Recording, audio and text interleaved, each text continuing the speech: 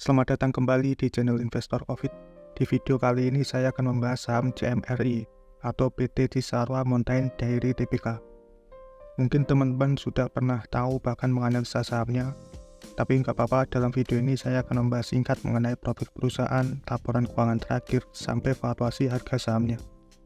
Disclaimer dulu, video ini bukan untuk ajakan jual maupun beli suatu saham. Oke, langsung ke pembahasan. Yang pertama, profil perusahaan. PT Cisarua Mountain Dairy Tbk atau yang berkode saham CMRI merupakan salah satu perusahaan yang bergerak di bidang produksi dan distribusi produk makanan dan minuman premium basis protein seperti susu, yogurt, dan sosis. Berdiri pada 6 September 2005, Cimory merupakan pelopor di kategori produk susu dan makanan konsumen di Indonesia. Produk susu premium CMRI meliputi produk-produk yogurt dan susu yang dipasarkan di bawah merek Cimory. Sedangkan produk makanan konsumen premium dengan berbagai pilihan produk siap masak dan siap saji berbasis sosis dan nugget ayam dipasarkan di bawah merek Kansler.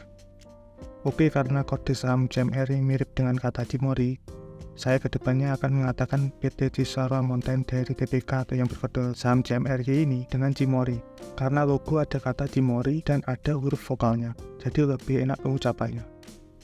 Pada tanggal 6 Desember 2001, Cimory melakukan IPO di Bursa Efek Indonesia. Dan sampai sekarang, Cimory terus melakukan inovasi produk untuk menghadirkan produk-produk yang berselera dan bergizi dalam rangka meningkatkan asupan protein konsumen di Indonesia. Cimory memiliki dua segmen berdasarkan jenis produknya, yaitu yang pertama produk susu premium. Cimory merupakan salah satu pemain di industri produk susu Indonesia. Produk susu premium Cimory meliputi produk-produk yogurt dan susu yang dipasarkan dengan merek Cimory. Produk susu premium Cimory diproduksi di 3 fasilitas produksi di Sentul, Jawa Barat, Semarang, Jawa Tengah, dan Pasuruan, Jawa Timur.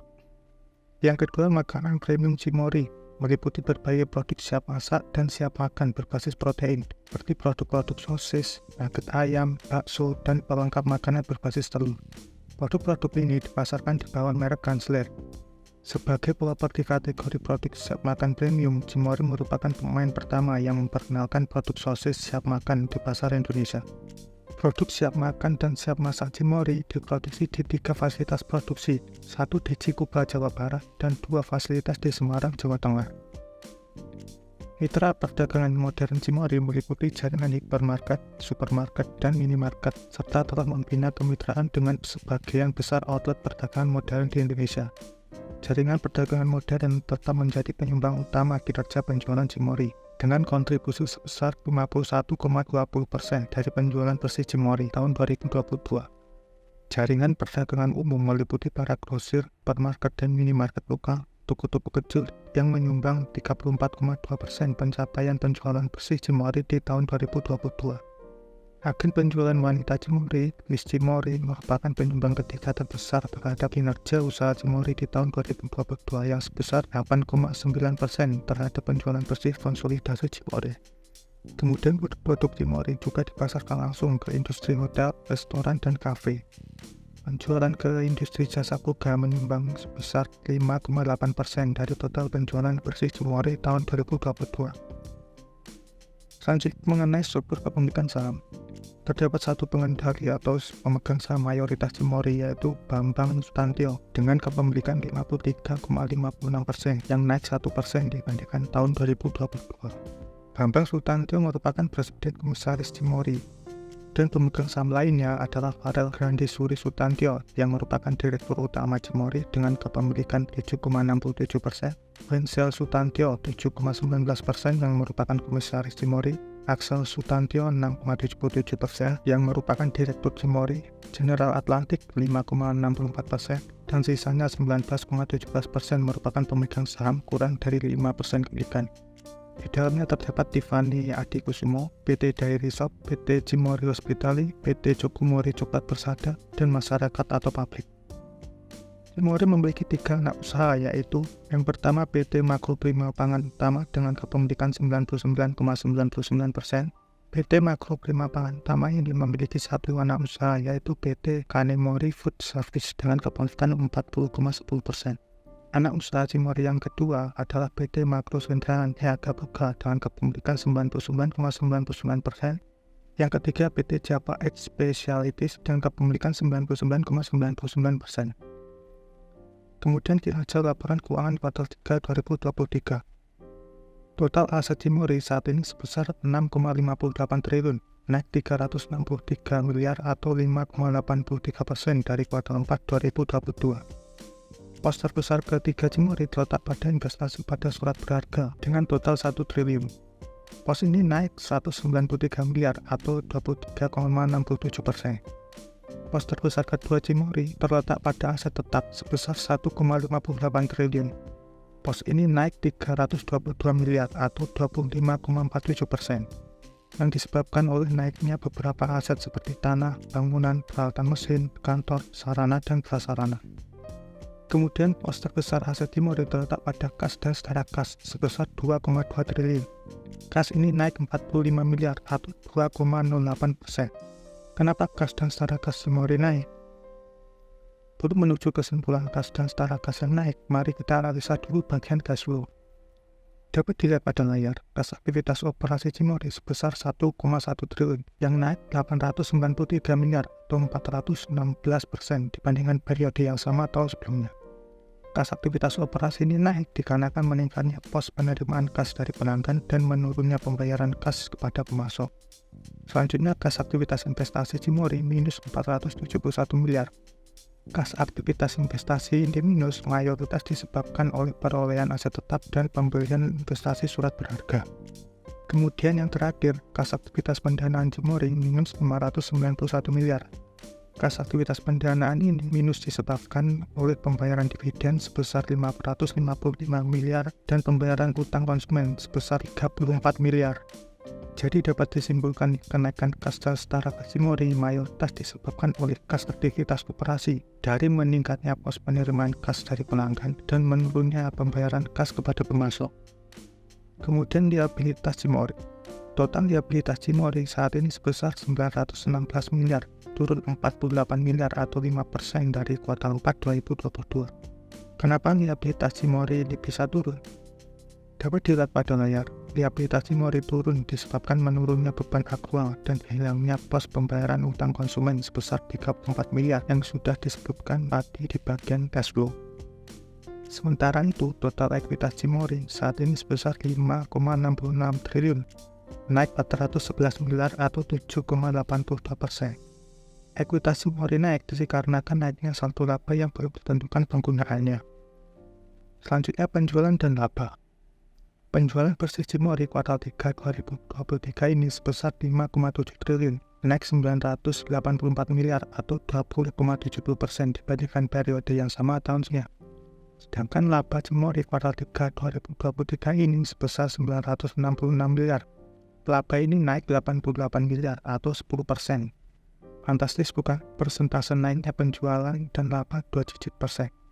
Mari kita lihat lebih detail kenapa kenaikan penjualan dan laba sebagus ini.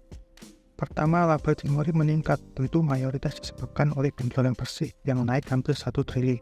Akan tetapi terdapat beberapa pos yang sedikit menjadi sumbangsih atas naiknya laba, yaitu pada pos laba entitas asosiasi, keuntungan selisih kurs, dan pendapatan keuangan.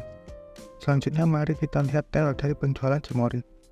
Pada catatan kaki nomor 25 mengenai penjualan neto Cimory, terdapat dua segmen atau kelompok berdasarkan jenis produk dan pasar geografis. Yang pertama, kita akan membahas berdasarkan jenis produknya.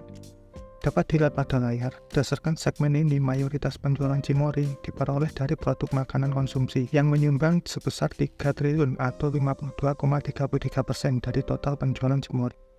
Pos makanan konsumsi ini naik 953 miliar atau 46,49% dibandingkan periode yang sama tahun sebelumnya. Sedangkan produk olahan susu menyumbang 2,73 triliun atau 47,67%. Pos produk olahan susu ini naik 31 miliar atau 1,16%. Kemudian yang kedua, berdasarkan pasar geografisnya. Berdasarkan segmen ini, mayoritas penjualan Cimory diperoleh dari dalam negeri sebesar 5,71 triliun atau 99,47% dari total penjualan Cimory.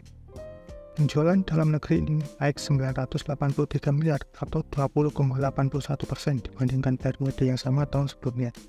Sedangkan segmen luar negeri atau ekspor menyumbang 30,5 miliar atau 0,53%. Penjualan luar negeri ini naik 1,1 miliar atau 3,88%.